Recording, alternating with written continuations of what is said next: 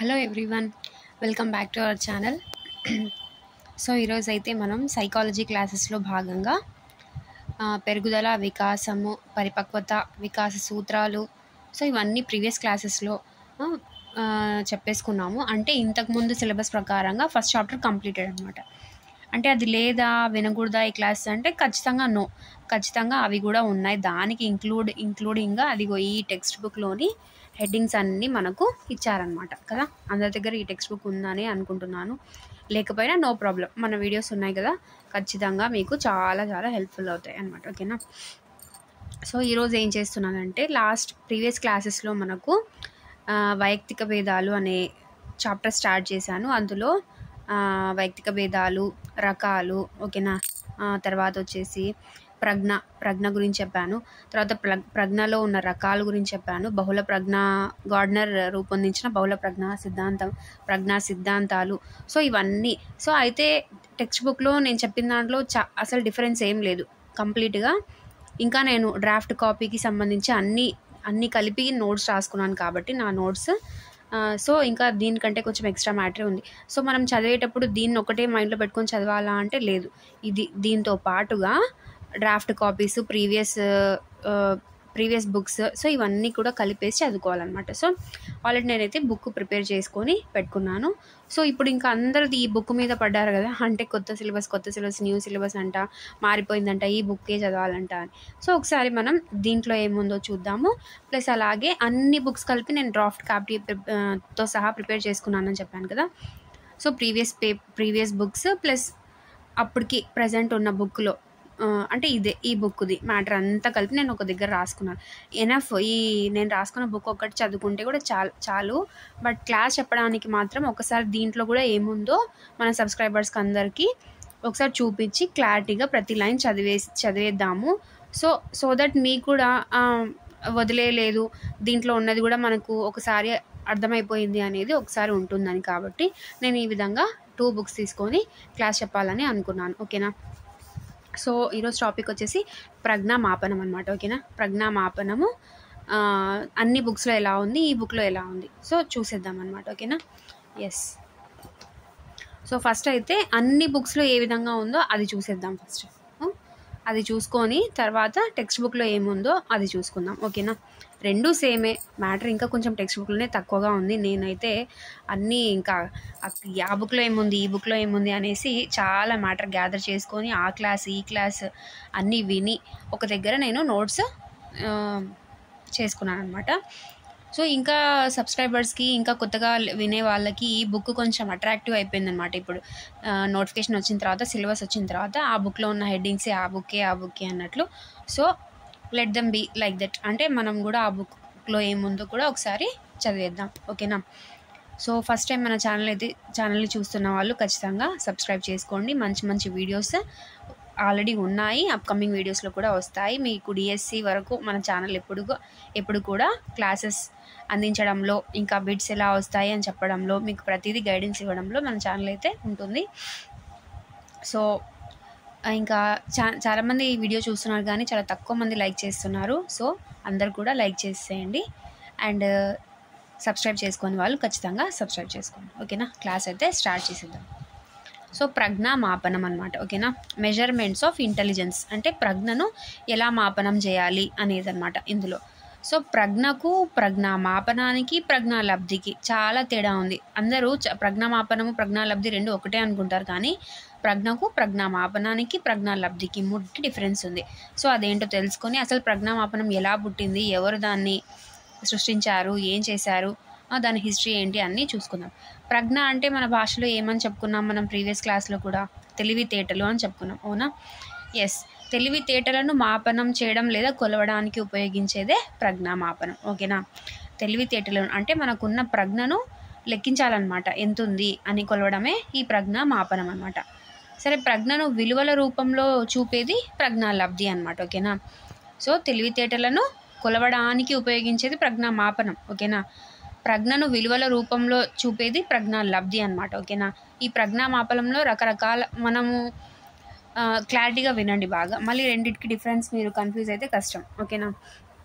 ప్రజ్ఞామాపనం అంటే ప్రజ్ఞను కొలవడానికి, అంటే చాలా రకాల ప్రజ్ఞలు ఉన్నాయి. ఆ రకరకాల ప్రజ్ఞలను కొలవడానికి ఏంటి కొన్ని పరీక్షలు ఉంటాయన్నమాట. సో అవి ప్రజ్ఞామాపనం అంటే. సో ఈ ప్రజ్ఞను విలువల రూపంలో, అంటే ఒక ఫార్ములా వేసుకొని ఎంత ఉంది ప్రజ్ఞాలబ్ధి అని చెప్పడమే ఈ ప్రజ్ఞాలబ్ధి అనమాట. ఓకేనా, ఇది ఐక్యూ. ఓకేనా, సో అదనమాట డిఫరెన్స్ ప్రజ్ఞామాపనానికి ప్రజ్ఞాలబ్ధికి. ఓకేనా, ఒక వ్యక్తి తెలివితేటలను కొలవాలనే ఆలోచన చేసిన మొదటి వ్యక్తి గాల్టన్. సో అసలు ఈ ప్రజ్ఞామాపనం ఏంటి, అసలు ఒక వ్యక్తిలో ప్రజ్ఞ గురించి కొలవాలి అనే ఆలోచన ఫస్ట్ ఎవరికి వచ్చిందంటే గాల్టన్ అనే వ్యక్తికి వచ్చింది. కానీ అది అశాస్త్రీయంగా ఉండడం వలన ఇతనిని ప్రజ్ఞామాపని పితామహుడిగా పిలవము. సో ఇతన్ని ప్రజ్ఞామాపనిగా పితామహుడిగా పిలవమన్నమాట ఇతన్ని. ఓకేనా, ఎవరిని, గాల్టన్ని. ఎందుకంటే అతను రూపొందించిన అంటే ఏమంటారు, ప్రజ్ఞామాపనం అనేది అశాస్త్రీయంగా ఉండడం వలన. ఓకేనా, వ్యక్తిలోని అంతర్గత సామర్థ్యాలను కొలిచేదే ప్రజ్ఞామాపనం. ఎస్, వ్యక్తిలో అంతర్గత సామర్థ్యాలు, అంటే మన తెలివికి పదును పెట్టి ఆ పరీక్షల్లో మనం అంటే ప్రజ్ఞామాపనం అంటే ఏంటి, పరీక్షలే కదా. ఎస్, అంటే మనకు లోపల అంతర్గతంగా ఉండే సామర్థ్యాలను కొలవగలిగేదే ఈ ప్రజ్ఞామాపనం అని గుర్తుపెట్టుకోవాలి. ప్రతి లైన్ ఇంపార్టెంటే, గుర్తుపెట్టుకోవాల్సిందే. ఓకేనా, సో మనం క్లాస్ ఎంత కాన్సన్ట్రేషన్గా వింటున్నాము, ఎంత పర్ఫెక్ట్గా వింటున్నాం అనేది ఎగ్జామ్లో మనం బిడ్ చేసేటప్పుడు అర్థమవుతుంది అనమాట. అన్నీ విన్నట్లే ఉంటాయి, 4 ఆప్షన్స్ కూడా రిలేటెడ్గా అన్నట్టు ఉంటాయి. ఎందుకు రావట్లేదబ్బా ఆన్సర్, ఇది ఎందుకు ఇంత క్లారిటీగా పెట్టట్లేదబ్బా అని అప్పుడు మనకు అర్థమవుతుంది. సో క్లారిటీగా చాలా కాన్సన్ట్రేషన్గా వినండి. ఓకేనా, సో తర్వాత 1904లో, ఓకేనా, సో 1904లో ఫ్రాన్స్లో ఒక సమస్య. ఏంటి ఆ సమస్య, ప్రభుత్వ పాఠశాలలో చదువుతున్న విద్యార్థుల విద్యాసాధన కుంటుపడడంతో దానికి కారణం ఏమిటో తెలుసుకోమని బినేకి ఆ సమస్యను అప్పగించింది. బినేకి ఆ సమస్యను ఎవరు, ప్రభుత్వం ఒక సమస్యను అప్పగించింది అనమాట. దీనికి బినే అధ్యక్షుడిగా, సైమన్ ఉపాధ్యక్షుడిగా నియమించారు. అంటే ఫ్రాన్స్లో ఒక ప్రభుత్వ పాఠశాలలో చదువుతున్న విద్యార్థుల విద్యాసాధన, అంటే చదివే ఏమంటారు, విద్యాసాధన అంటే మార్క్స్ తక్కువ రావడము, కుంటుపడము, అసలు ఏమైంది, దానికి కారణం ఏంటి అనేసి ఈ బినేకి, సైమన్కి ఒక ప్రభుత్వ పాఠశాల అప్పగిస్తుంది అనమాట ఆ సమస్యను. ఏంటి దీనికి సొల్యూషను, ఏంటి దీనికి రీజను అనేసి. సో ఆ సమస్యను కనుగొనడంలో బినే వచ్చేసి అధ్యక్షుడిగా, సైమన్ వచ్చేసి ఉపాధ్యక్షుడిగా నియమించబడతారు. సో ప్రజ్ఞామాపని పితామహుడిగా ఎవరిని పిలుస్తాము అంటే బినే. ఓకేనా, very very very very important. ప్రజ్ఞామాపని పితామహుడు ఎవరు అంటే బినే అనమాట. గాల్టన్ మొదటిసారిగా ప్రస్తావన తెచ్చాడు, కానీ ప్రజ్ఞామాపని అనేది ఎలా కొలవాలి అనేది అతను ప్రతిపాదించిందంతా అశాస్త్రీయంగా ఉండడంతో సో తనని పితామహుడుగా అనలేము. సో ఎవరు మరి పితామహుడు, ప్రజ్ఞామాపని పితామహుడు ఎవరు అంటే బినే అనమాట. ఓకేనా, ప్రజ్ఞామాపని ఉద్యమం ప్రారంభమైన దేశం ఫ్రాన్స్ అనమాట. ఓకేనా, ప్రజ్ఞామాపని గురించి ఉద్యమం ఒకటి ప్రారంభమైందనమాట. అది ఎక్కడ అంటే ఫ్రాన్స్లోనే. ఓకేనా, సో ఈ సమస్య వల్లనే ఇదంతా పుట్టుకొచ్చిందనమాట. ఈ సమస్య వలన అంటే ఒక్కొక్క స్టూడెంట్ ఎందుకు విద్యా సాధన కుంటుపడింది, ఎందుకు తగ్గింది, సో ఈ విధంగా ఒక ఉద్యమం అనేది ప్రారంభమవుతుంది. ఎక్కడ అంటే ఫ్రాన్స్లోనే. ఎప్పుడు అంటే 1904లో. ఓకేనా, తర్వాత 1905లో బినే, సైమన్ ప్రజ్ఞామాపనిని తయారు చేశారు. బినే, సైమన్ ఇద్దరు కలిసి ప్రజ్ఞామాపనిని తయారు చేశారు, కానీ ఇది సక్సెస్ కాలేదు. వయోపరిమితుల ఆధారంగా రూపొందించలేదు. సో ఇది కూడా ఫెయిలే. సో 1905లో బినే, సైమన్ అంటే వీళ్ళు ఉద్యమం చేశారు, ఒక ప్రాసెస్ తీసుకొచ్చారనమాట. ప్రజ్ఞామాపని ఎలా తయారు చేయాలి అని తయారు చేసేసారు, కానీ ఇది సక్సెస్ కాలేదు. ఎందుకంటే వయోపరిమితుల ఆధారంగా రూపొందించలేదన్నమాట. ఓకేనా, అంటే క్లమ్జీగా ఏ వయసు వారికి ఈ పరీక్షలు పెట్టాలో క్లారిటీ లేకుండా ఉందన్నమాట. సో 1905లో వాళ్ళిద్దరు చేసిన ప్రజ్ఞామాపని కూడా సక్సెస్ అవ్వలేదు. తర్వాత మళ్ళీ 1908లో మళ్ళీ తయారు చేశారు, 100% సక్సెస్ అయిపోయిందనమాట. ఓకేనా, అంటే ఇంకా ఫస్ట్ మనకి ఫెయిల్యూర్ అయిన దాంట్లో మిస్టేక్ ఏంటి అని తెలుసుకొని మళ్ళీ 1908లో అంటే 3 years గ్యాప్ తీసుకొని మళ్ళీ తయారు చేశారనమాట. అప్పుడు 100% సక్సెస్ అయిపోయినారనమాట. తర్వాత 1911లో బినే, సైమన్ ప్రజ్ఞామాపనిని ఫ్రెంచ్ భాషలో తయారు చేశాడు. ఓకేనా, 1911లో బినే, సైమన్ ప్రజ్ఞామాపనిని ఫ్రెంచ్ భాషలో తయారు చేశాడనమాట. ఓకేనా, ఇది కూడా సక్సెస్ అయింది. తర్వాత 1911 తర్వాత బినే మరణించాడు. ఓకేనా. తర్వాత ప్రజ్ఞామాపనిని ఫ్రాన్స్ నుంచి అమెరికాకు తీసుకువెళ్ళిన వ్యక్తి ఎవరు అంటే టర్మన్. ఓకేనా. సో బినే సైమన్ ప్రజ్ఞామాపని గురించి ఒక ఊపేశారనమాట ఫ్రాన్స్లో. మొత్తం ఏంటి, వాళ్ళు ఫస్ట్ ఒక ప్రజ్ఞామాపని తయారు చేస్తే అది సక్సెస్ అవ్వదు. ఎందుకు అంటే వయోపరిమితుల ఆధారంగా రూపొందించలేదు కాబట్టి. తర్వాత మళ్ళీ 1908లో మళ్ళీ తయారు చేస్తారు, అది 100% సక్సెస్, వెరీ గుడ్. 1911లో తర్వాత బినే సైమన్ ప్రజ్ఞామాపనిని ఫ్రెంచ్ భాషలో తయారు చేస్తారనమాట. ఓకేనా. అది కూడా సక్సెస్ అయిపోతుంది. తర్వాత 1911లో బినే చనిపోతాడు. అంటే సైమన్ బినే తోడుగా ఉన్నారు కదా, అందులో బినే చనిపోతాడు అనమాట. తర్వాత ప్రజ్ఞామాపనిని ఫ్రాన్స్ నుంచి అమెరికాకు తీసుకువెళ్ళిన వ్యక్తి ఎవరు అంటే టర్మన్. ఓకేనా. టర్మన్ అనే వ్యక్తి అమెరికాకు తీసుకెళ్తాడనమాట. ఏంటి, ప్రజ్ఞామాపనిని. ఓకేనా. తర్వాత ఏమవుతుంది, ఇతను బినే సైమన్ ప్రజ్ఞామాపని పేరు మార్చి స్టాన్ఫర్డ్ బినే ప్రజ్ఞామాపనిగా పేరు పెడతాడనమాట. అంటే సైమన్ ఎగిరిపోయినాడు, ఇంకా లేడనమాట. ఓకేనా. చనిపోయినందుకు గుర్తుగా బినేని తర్వాత స్టాన్ఫర్డ్ యూనివర్సిటీలో అతను చదివాడు కాబట్టి, అతను పనిచేశాడు కాబట్టి బినే సైమన్ ప్రజ్ఞామాపనిని పేరు మార్చి స్టాన్ఫర్డ్ బినే ప్రజ్ఞామాపనిగా పేరు పెడతాడనమాట. ఓకేనా. 1916లో స్టాన్ఫర్డ్ బినే ప్రజ్ఞామాపనిగా తయారు చేశారు. ఓకేనా. 1916లో స్టాన్ఫర్డ్ బినే ప్రజ్ఞామాపనిగా తయారు చేశారనమాట. ఓకేనా. పేరు మార్చి ఎప్పుడు తయారు చేశారు అంటే 1916లో. ఓకేనా. ప్రజ్ఞాలబ్ధి సూచికను మొట్టమొదటిసారిగా స్టాన్ఫర్డ్ బినే ప్రజ్ఞామాపనిలో ఉపయోగించారు. ఎస్, ప్రజ్ఞాలబ్ధి సూచికను అంటే ప్రజ్ఞాలబ్ధిని కాదు, మళ్ళీ ప్రజ్ఞాలబ్ధి సూచికను అంటే ఎలా, ఇంకా ఫార్ములా రాలేదు, ఏం లేదు, జస్ట్ ఒక సూచన ప్రాయంగా మొట్టమొదటిసారిగా స్టాన్ఫర్డ్ బినే ప్రజ్ఞామాపనిలో ఉపయోగించారు. ఎప్పుడు అంటే 1916. ఓకేనా. ఏ భాషలో అంటే ఆంగ్లంలో అనమాట. స్టాన్ఫర్డ్ బినే. ఓకేనా. స్టాన్ఫర్డ్ బినే ఎవరు, మన టర్మనే, అది గుర్తుపెట్టుకోవాలి మీరు. టర్మన్ వచ్చేసి ఫ్రెంచ్ నుంచి అమెరికాకు తీసుకొచ్చాడు కదా ప్రజ్ఞామాపనిని అనే భావనను. ఓకేనా. అందులో అతను సైమన్ని తీసేసి స్టాన్ఫర్డ్ బినే ప్రజ్ఞామాపని అని పేరు పెడతాడనమాట. అది స్టాన్ఫర్డ్ బినేని ఎవరు అలా పేరు మార్చి ప్రజ్ఞామాపనికి కొత్తగా పేరు మార్చి పెట్టింది ఎవరు అంటే టర్మనే. దాని వెనకాల అతని పేరు లేదు కానీ టర్మనే ఇదంతా. ఓకేనా. 1916 నుంచి ఇంకా అతను ప్రజ్ఞామాపనిని స్టాన్ఫర్డ్ బినే ప్రజ్ఞామాపనిగా తయారు చేస్తాడనమాట. సో ప్రజ్ఞాలబ్ధి అనే భావనను మొట్టమొదటిసారిగా ఒక సూచన ప్రాయంగా స్టాన్ఫర్డ్ బినే ప్రజ్ఞామాపనిలో ఉపయోగించారు. ఓకేనా. ప్రజ్ఞామాపనిలో సరే మనం ప్రజ్ఞామాపనికి పరీక్షలు పెడుతున్నాము, సో దాని రిజల్ట్ ఏంటి, అసలు ఎలా లెక్కించాలి, ఒక ఫామ్లో ఉండాలి, ఎలా లెక్కించాలి అనే ప్రయత్నంలో ఈ స్టాన్ఫర్డ్ బినే వచ్చేసి ప్రజ్ఞామాపనిలో ఉపయోగించారనమాట. ఎప్పుడు అంటే 1916లోనే. ఏ భాషలో అంటే ఆంగ్లంలో. ఓకేనా. సో ఇక్కడ చూడండి, ప్రజ్ఞామాపని పేరు, అంశాల సంఖ్య, వయోపరిమితి. Very very important table form ఇది. ఓకేనా. మన టెక్స్ట్ బుక్లో లేదు, అన్ని టెక్స్ట్ బుక్స్ గ్యాదర్ చేసి ఇది టేబుల్ అనమాట. ఓకేనా. ఫస్ట్ వచ్చేసి హిస్టరీ అనమాట, ఏం లేదు ఇది. ఓకేనా. 1905లో ఏం జరిగింది, బినే సైమన్ ప్రజ్ఞామాపనిని తయారు చేశారు కదా. తర్వాత 1908లో కూడా తయారు చేశారు, సక్సెస్ అయింది. 1911లో ఫ్రెంచ్ భాషలో తయారు చేశారు, అది కూడా సక్సెస్ అయిపోయింది కదా. 1916లో తర్వాత ఏమైపోతుంది, 1911 తర్వాత బినే చనిపోతాడా, తర్వాత సైమన్ పేరు పోతుంది. తర్వాత టర్మన్ వస్తాడు. టర్మన్ ఏం చేస్తాడు, ఫ్రెంచ్ నుంచి అమెరికాకు ప్రజ్ఞామాపని అనే భావనను తీసుకెళ్తాడనమాట. ఓకేనా. స్టాన్ఫర్డ్ బినే ప్రజ్ఞామాపని అని పేరు మారుస్తాడు. తర్వాత 1937 L&M ఫామ్, దీన్నే స్టాన్ఫర్డ్ బినే ప్రజ్ఞామాపనిగా పిలుస్తాము. సో అప్పట్లో స్టాన్ఫర్డ్ బినే ప్రజ్ఞామాపనికి ఏమని పేరు ఉండేది, L&M ఫార్మ్ అని పేరు ఉండేది అనమాట. ఓకేనా. అది 1937 అనమాట. తర్వాత 1973లో L&M ఫామ్ టర్మన్ మెర్రిల్తో కలిసి ఆధునీకరించారు. ఓకేనా. అదనమాట L&M ఫామ్. దీన్నే స్టాన్ఫర్డ్ బినే ప్రజ్ఞామాపనిగా పిలుస్తారనమాట. ఓకేనా. స్టాన్ఫర్డ్ బినే ప్రజ్ఞామాపని 1937లో. తర్వాత 1973లో వచ్చేసి L&M ఫార్మ్ అనే పిలుస్తారు. దీన్ని ఎవరు ఆధునీకరించారంటే టర్మన్ మెర్రిల్తో కలిసి ఆధునీకరించాడనమాట. ఓకేనా. ఎస్. సో అంశాల సంఖ్య. సో 1905లో బినే సైమన్ ప్రజ్ఞామాపని 30 అంశాలతో.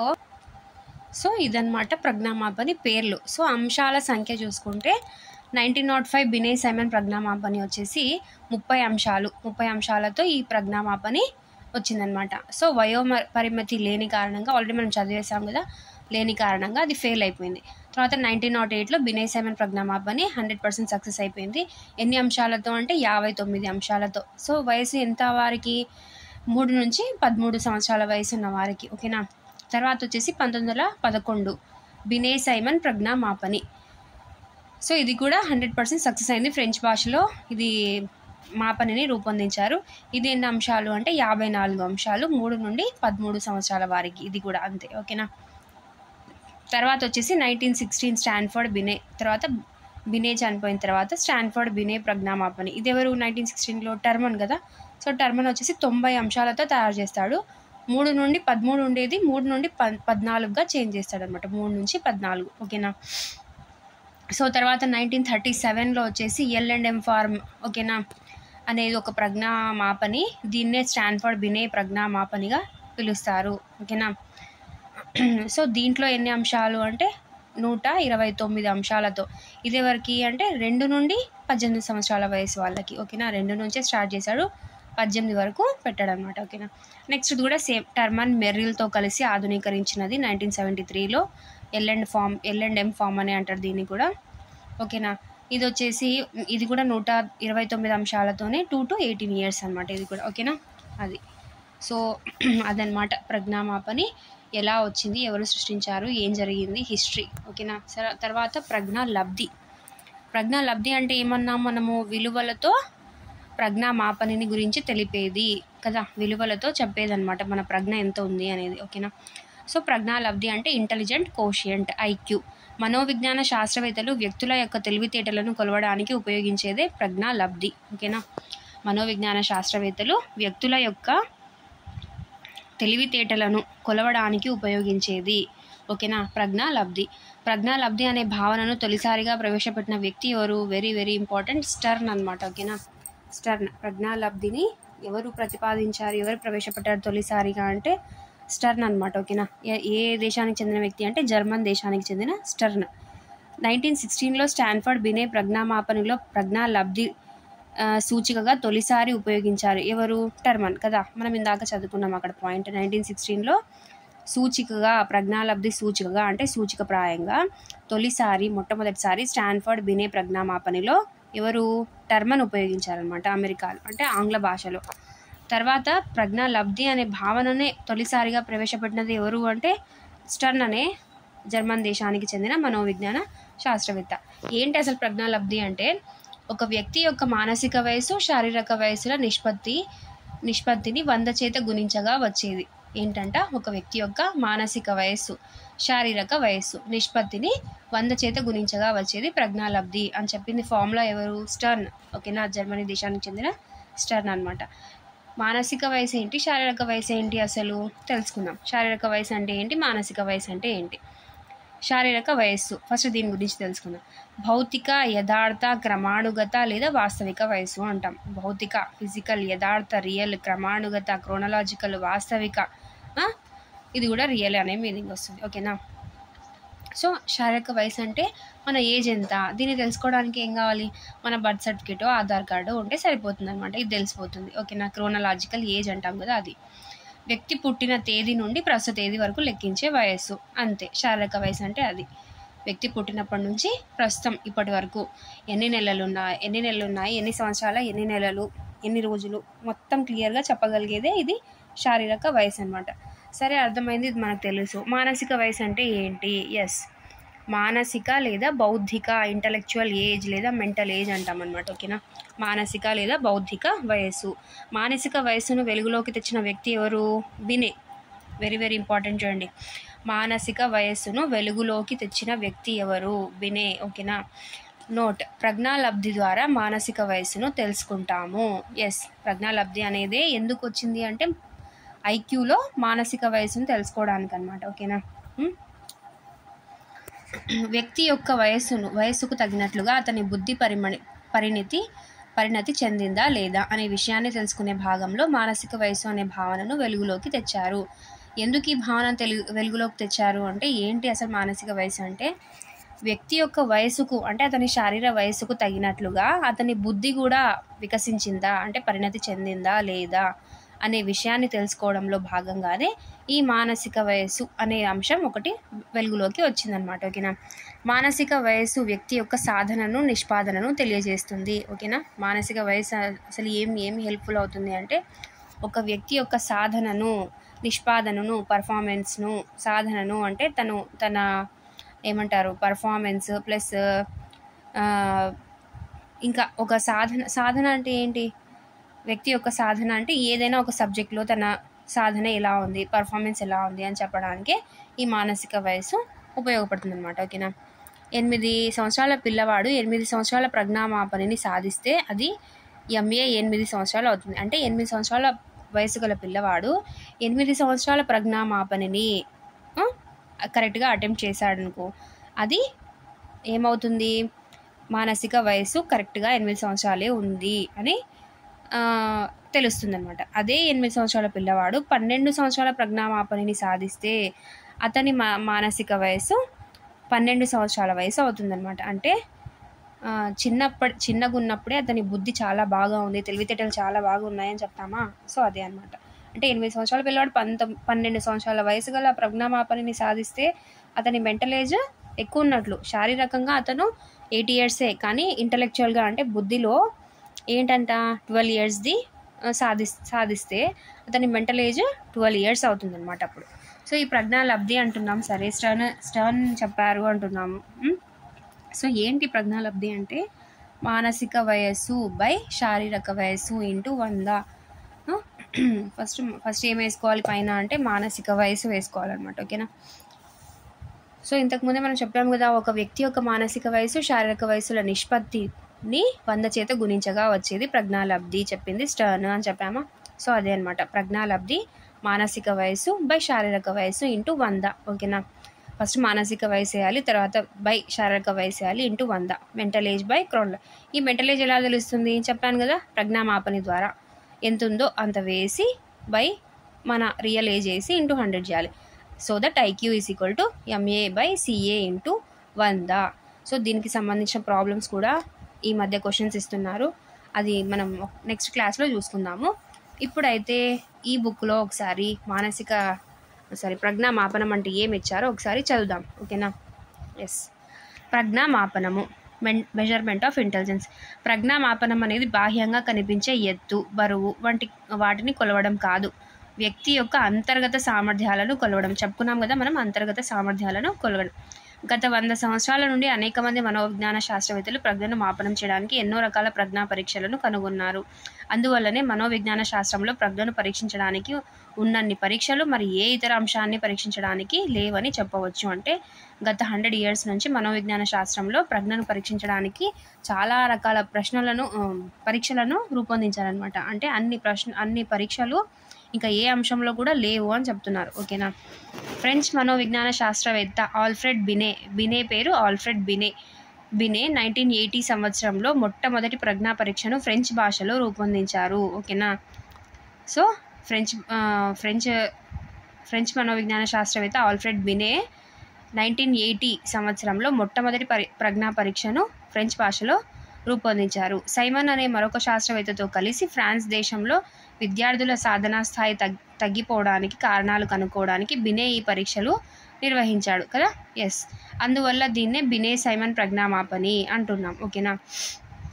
ఇది 3 నుంచి 13 సంవత్సరాల వయసు గల వారికి 50 అంశాలతో కూడిన ప్రజ్ఞా పరీక్షను రూపొందించింది. ఎస్ కదా. ఎస్. సో ఇక్కడ చూడండి, ఇయర్ నాకు తెలిసి తప్పిచ్చారు టెక్స్ట్ బుక్లో, అది 1908 కదా. 1908 50 అంశాలతో అంటున్నారు కదా. సో అసలు 1980కి బినే ఎక్కడ బ్రతుకున్నారు, చనిపోయినారు కదా 1911 తర్వాతనే. సో ఇక్కడ 1908 ఉండాలి మేబీ. ఎస్. తర్వాత వచ్చేసి ఏమి ఇచ్చారు ఇంకా, అందువల్ల దీన్నే ఓకే, ఇది 3 నుంచి 13 సంవత్సరాల వయసు వారికి 50 అంశాలతో కూడిన ప్రజ్ఞా పరీక్షను రూపొందించారు. టర్మన్ మెర్రిల్ అనే శాస్త్రవేత్తలు కలిసి ఈ ప్రజ్ఞా పరీక్షలను ఆధునీకరించి 2 నుంచి 18 సంవత్సరాల వయసు గల వారికి ఉపయోగపడే విధంగా తయారు చేశారు. ఈ విధంగా ప్రజ్ఞా పరీక్షలు ధారణ, స్మృతి, తారతమ్య, వివేచన వంటి ప్రజ్ఞా కారకాలపై ఆధారపడి ఆధారపడి చేశారు. ఓకేనా. సో తర్వాత మనం L&M 1973 అన్నాం కదా. సో అదనమాట 2 నుంచి 18 సంవత్సరాల వయసు వారికి ఉపయోగపడే విధంగా. సో ప్రజ్ఞా పరీక్షలు అని చెప్పాడు, దాంట్లోకి ఇంకా మనం పోలేదు. తర్వాత ఏమి ఇచ్చాడు చూద్దాం. ప్రజ్ఞా సిద్ధాంతాలు మనం చెప్పేసుకున్నాం ఆల్రెడీ. ఏకకారక, ద్వికారక, బహుకారక, సామూహిక కారక కదా. బహుళ ప్రజ్ఞ కూడా చెప్పేసుకున్నాము. తర్వాత వైయక్తిక భేదాలు రకాలు కూడా చెప్పేసుకున్నాము. తర్వాత ఏంటి, సంజ్ఞానాత్మక వికాస పియాజే 2 పార్ట్స్లో చాలా క్లియర్గా, అసలు ఎవరు అంత క్లియర్గా ఎక్స్ప్లెయిన్ చేసిండరేమో అంత క్లియర్గా మన క్లాస్లో మనము అన్నీ చెప్పుకున్నాము కదా. తర్వాత ఇది కాదు, ముందులోనే ఉండాలి ఇంకా. ఎస్ ప్రజ్ఞాలబ్ధి ఇందాక మనం చెప్పుకున్నాం కదా, ప్రజ్ఞాలబ్ధి. సో ప్రజ్ఞాలబ్ధి భావన కాన్సెప్ట్. శారీరక వయసు, మానసిక వయసు. ప్రతి వ్యక్తికి 2 రకాల వయసులు ఉంటాయి, ఒకటి శారీరక, ఒకటి మానసిక కదా. ఎస్. సో వ్యక్తి జన్మించిన తేదీ నుండి కాలమును లెక్క కట్టడమే శారీరక వయస్సు. ఇది శరీరానికి సంబంధించినది. దీనిని సంవత్సరాలు, నెలలు, రోజులలో కొలుస్తాం కదా. వ్యక్తి శారీరక వయసుతో సంబంధం లేకుండా ఒక ప్రజ్ఞా నికషలో అతని నిష్పాదనను బట్టి నిర్ణయించేదే మానసిక వయస్సు. ఓకేనా. మానసిక వయసు అన్న భావనను మొట్టమొదట ఆల్ఫ్రెడ్ బినే అనే శాస్త్రవేత్త సూచించాడు. చెప్పాను కదా, మనం సూచనప్రాయంగా చెప్పింది ఎవరు అంటే ఆల్ఫ్రెడ్ బినే. ఓకేనా. ఎస్.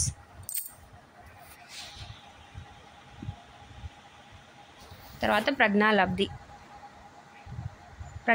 అంటే ఏంటి అంటే, ఒక వ్యక్తి మానసిక వయస్సుకు శారీరక వయస్సుకు ఉండే నిష్పత్తిని 100చే గుణించగా వచ్చే లబ్ధాన్ని ప్రజ్ఞాలబ్ధి అంటాము. దీన్ని స్టర్న్ అనే శాస్త్రవేత్త మొట్టమొదటిసారిగా ప్రతిపాదించాడు. స్టర్న్ ఏ దేశానికి చెందినవాడు?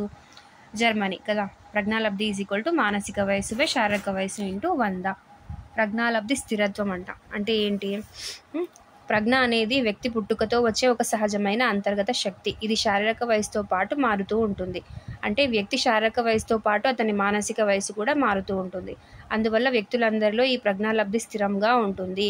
అయితే ఉత్తేజకర వాతావరణము, మంచి ప్రోత్సాహము కల్పించినట్లయితే ప్రజ్ఞాలబ్ధి కొంత పెరిగే అవకాశం ఉన్నదని పరిశోధనలు తెలుపుతున్నాయి. సో ప్రజ్ఞాలబ్ధి అంటే ఏంటంటే స్థిరత్వం అంటే ఏంటంటే consistency of intelligent quotient. Consistency ఉండాలి అంటుంటాం కదా, అదే ఈ ప్రజ్ఞాలబ్ధిలో కన్సిస్టెన్సీ ఉండాలి. ఎలా అంటే ఇది సహజమైన అంతర్గత శక్తి ప్రజ్ఞ అనేది కదా. అది వ్యక్తి పుట్టుకతోనే ఒక సహజమైన అంతర్గత శక్తి. ఇది శారీరక వయసుతో పాటు మారుతూ ఉంటుంది కదా. అంటే ఒక్కొక్క ఏజ్లో ఒక్కొక్క రకంగా. అంటే వ్యక్తి శారీరక వయసుతో పాటు అతని మానసిక వయసు కూడా మారుతూ ఉంటుంది కదా. ఎస్.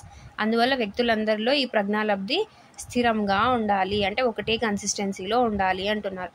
అయితే ఈ కన్సిస్టెన్సీ ఉండడానికి ఏం చేయాలి అంట? ఉత్తేజకర వాతావరణము, మంచి ప్రోత్సాహము కల్పించినట్లయితే ప్రజ్ఞాలబ్ధి కొంత పెరిగే అవకాశము ఉంటుంది అని పరిశోధనలు తెలుపుతున్నాయి. ఓకేనా.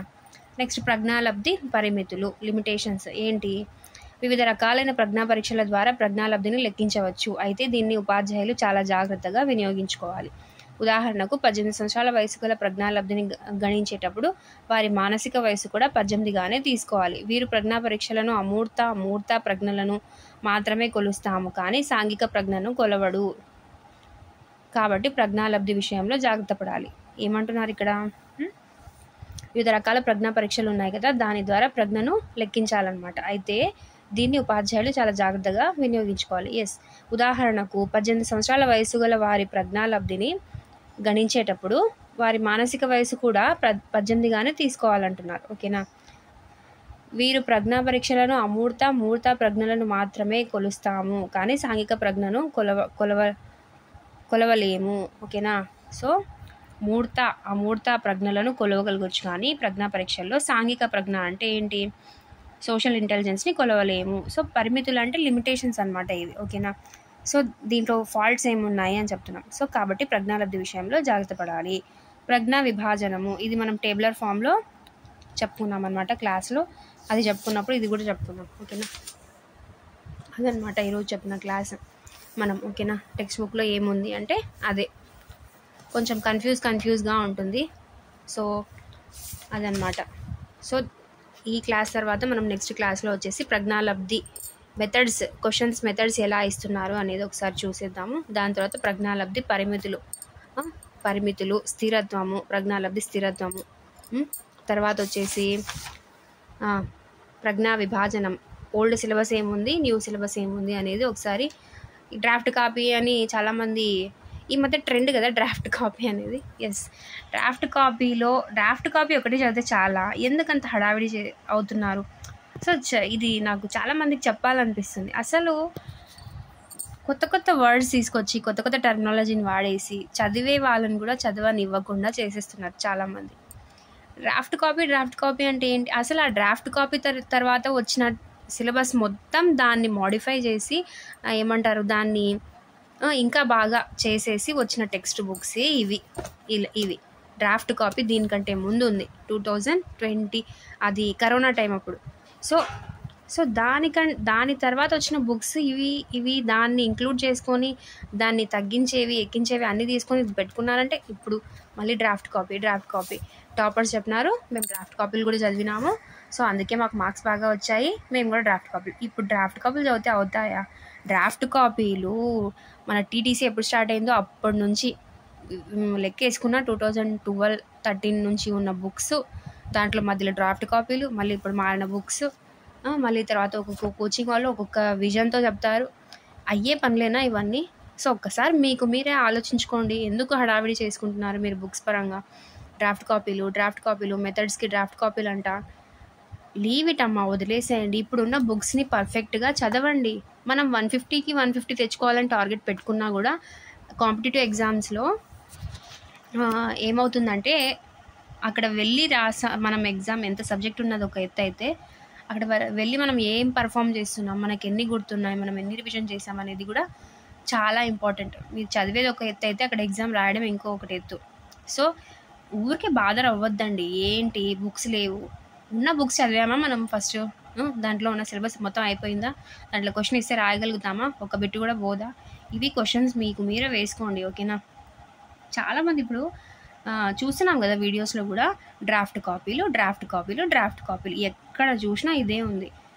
అసలు వదిలేయండి ఆ డ్రాఫ్ట్ కాపీలను, వదిలేయండి. ఆ డ్రాఫ్ట్ కాపీలు అంటే ఏంటి అసలు? ఒక టెక్స్ట్ బుక్ ఒక పద్ధతి ప్రకారం లేకుండా ఊకే మ్యాటర్ ఇచ్చేసి జిరాక్స్ కాపీ, అదొక జిరాక్స్ కాపీ. ఎందుకంటే ఆ కరోనా టైంలో బుక్స్ పబ్లిష్ చేయడానికి వీలు అవ్వక అలా వచ్చిందే డ్రాఫ్ట్ కాపీలు. ఫస్ట్ కరెక్ట్గా మీనింగ్ తెలుసుకుంటే ఎవరు కూడా దాన్ని సజెస్ట్ చేయరు అనమాట. సరే, దాంట్లో ఉండేది లేదా అంటే ఇప్పుడు ఈ బుక్స్లో ఉంది కదా, ఇప్పుడు ఆ బుక్స్లో ఉండేదే కంటిన్యూ అయింది కదా నెక్స్ట్ ఇప్పుడు, ఓకేనా? ఇప్పుడు సిలబస్ మనకు క్లియర్గా point to point, heading to heading ఈ బుక్లోదే ఇచ్చారు. సరే, సిలబస్ ప్రకారంగానే క్వశ్చన్స్ వస్తాయా మేడం, మీరు బాగానే చెప్తున్నారు, డ్రాఫ్ట్ని వదిలేయండి, ఆ కాపీలు వదిలేయండి అంటే రావు. కానీ దీంట్లో డ్రాఫ్ట్లో ఏముందో దీంట్లో కూడా ఉంది అంటున్నాను నేను, ఓకేనా? మీరు ఊరికే ఆ బుక్స్ గ్యాదర్ చేసుకోవడంలో ఈ 45 డేస్లో సగం డేస్ని దానికోసమే నేను చెప్పేది వాళ్ళ కోసం. ఆ డ్రాఫ్ట్ కాపీలో పిచ్చి పట్టుకొని అక్కడ ఇక్కడ వెతుకుతుంటారు కదా, వాళ్ళ కోసం. మీరు వెతికేది ఆపేసి ఉన్న బుక్స్ని చదవండి, నా సజెషన్ అది, ఓకేనా? అది చెప్పి ఏమవుతుందంటే డ్రాఫ్ట్ కాపీలు అంట, దాంట్లో క్వశ్చన్స్ వచ్చాయంట, ఆ టాపర్ చెప్పాడు, ఈ టాపర్ వదిలేయండి. దొరికితే ఓకే, తిప్పగలుగుతారా మీరు అన్ని పేజెస్, అన్ని మెథడాలజీ బుక్స్? ఒక్కసారి మీకు మీరు ఆలోచించుకోండి. పబ్లిక్లో ఇవన్నీ చెప్పకూడదు, అవసరం లేదు. బట్ ఏదో ఇప్పుడు ఫ్రెషర్స్కి మెయిన్గా దెబ్బ ఎవరికి పడుతుంది అంటే, ఎక్స్పీరియన్స్ వాళ్ళు అంతో ఎంతో 60% నాలెడ్జ్ ఉంటుంది వాళ్ళకి. దెబ్బ ఎవరికి పడుతుంది అంటే ఫ్రెషర్స్, క్వాలిఫై కాని వాళ్ళు, అండ్ ఇన్ సర్వీస్లో ఉన్న టీచర్స్. సో వాళ్ళకి అనమాట. అంటే ఏమవుతుందంటే వాళ్ళకి ఏ బుక్ చదవాలి అనే గందరగోళం ఇక్కడ సోషల్ మీడియానే క్రియేట్ చేస్తుంది అనమాట బాగా. సో అది చెప్తున్నాను కదా, క్లారిటీ ఇచ్చేసాను కదా. డ్రాఫ్ట్ కాపీలు అంటే ఏమీ లేదు.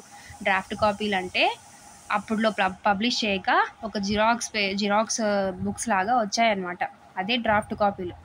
సో బుక్స్ ఇప్పుడు ఆథర్స్ ఉంటారు, మారుతారనమాట. ఏమవుతుంది, ఆథర్స్ ఇప్పుడు ఈ బుక్కి ఆథర్స్ ఎవరు చూడండి ఒకసారి, వీళ్ళు ఈ బుక్ని ప్రజెంట్ చేశారనమాట, రాశారు ఫలానా అతను, next Venkateswararao, Jayaramu, Shamshuddin sir. So వీళ్ళందరూ రాశారనమాట. నెక్స్ట్ అకాడమిక్ ఇయర్ చేంజ్ అయిన తర్వాత ఏమవుతుంది, వీళ్ళే ఉంటారా, రిటైర్డ్ అయింటారు, తర్వాత వేరే కొత్తగా వచ్చిన వాళ్ళు ఒక విజన్ ప్రకారం మళ్ళీ బుక్ని మారుస్తారు. అదే అనమాట జరిగేదంతా. అదే, సబ్జెక్ట్ ఏం మారిపోదు, 2-3 పాయింట్స్ మారింటాయి, చెప్పే విధానం మారింటుంది అంతే. దానికి ఊరికి మనకి ఏంటి కావాలి? మనం ఏమైనా అకాడమిక్ ఎగ్జామ్ రాస్తున్నామా ఈ బుక్లోదే పాయింట్స్ రాయాలి అనడానికి? నో. మనకు సబ్జెక్ట్ బాగా తెలిసి ఉండాలి. ఇంకేంటి, టాపిక్ అనేది కంప్లీట్గా నేర్చుకోవాలి మనం అంతే. దాంట్లో చదివితే అనేది పెట్టుకోవద్దండి మైండ్లో, ఓకేనా? సో డ్రాఫ్ట్ కాపీలు అంటే ఏం లేదు, క్లారిటీ ఇచ్చేసాను కదా. దాన్ని మోడిఫై చేసి వచ్చిన బుక్సే తర్వాత బుక్స్ అన్నీ కూడా, ఓకేనా? సో నేనైతే మ్యాక్సిమం సైకాలజీకి అన్నీ కలిపి నోట్స్ చేసేసుకున్నాను, ఓకేనా? సో మీకైతే క్లాస్ ఇంత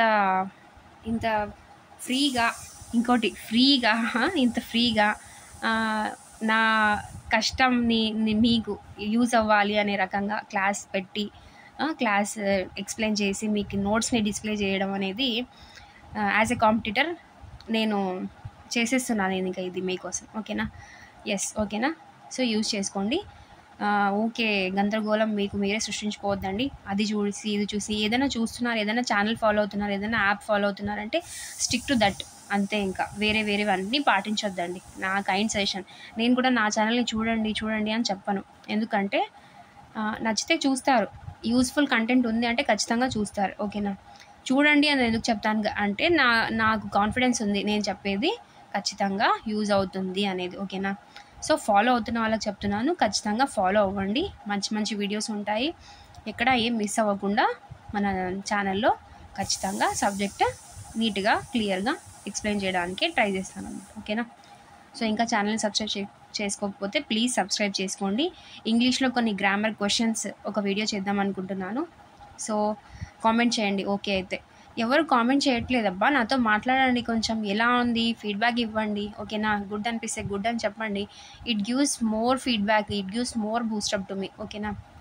సరే, థ్యాంక్ యూ ఫర్ వాచింగ్. మీ టైంని ఇంకా వేస్ట్ చేసుకోవాలని అనుకోవట్లేదు. Thank you for watching.